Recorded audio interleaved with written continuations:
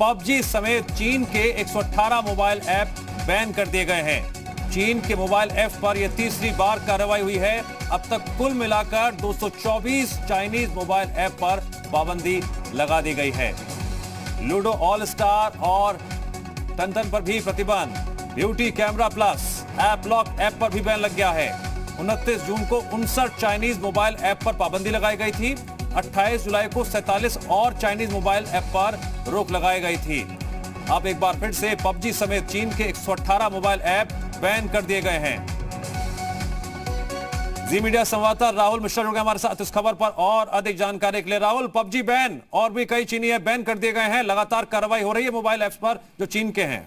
देखिए, देखा जाए भारत सरकार की तरफ से एक बड़ा सर्जिकल स्ट्राइक ये देखा जाएगा ये ऐप्स बैन करने को लेकर के, और सीधे तौर पे देखा जाए तो 118 बैन ऐप्स को बैन किया गया है, जिसमें सीधे जो सबसे बड़े सर्जिकल स्ट्राइक के तौर पे देखा जाए तो पबजी को यहाँ पर बैन किया गया है। साथ ही साथ इसके पहले 47 और उसके पहले 59 चाइनीज ऐप्स को, जिसमें टिकटॉक, वीचैट, इन सभी को बंद किया गया था। तो एक कहा जाता है कि जो भारत सरकार का IT मिनिस्ट्री है उसने एक बड़ा सर्जिकल स्ट्राइक चाइना की तरफ से किया, और ये कारण भी है जिस तरीके से चाइना की तरफ से नापाक हरकतें देखने को मिल रही है। और जिस तरीके से आपने देखा होगा कि अभी परसों 29-30 की रात में भी एक नापाक हरकत भारत में इंट्रूजन की कोशिश की गई थी वहां पर।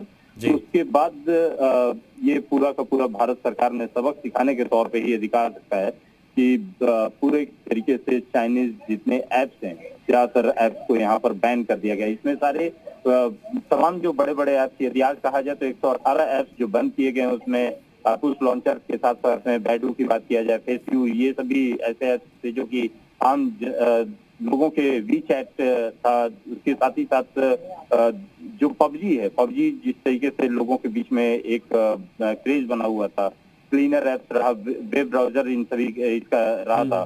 ये सारी चीजें जो है कहीं सीधे तौर पे सरकार द्वारा बंद किया गया है। और इसमें लूडो भी एक ऐसा, जो कि लूडो भी जिस तरीके से, क्योंकि लोग इस ऐप को यूज करते थे, उन सभी ऐप्स के ऊपर कहीं एक सीधे तौर पे कहा सकता है भारत का सर्जिकल स्ट्राइक चला है। और सर्जिकल स्ट्राइक में इस बार 118 ऐप्स और बंद किए गए हैं।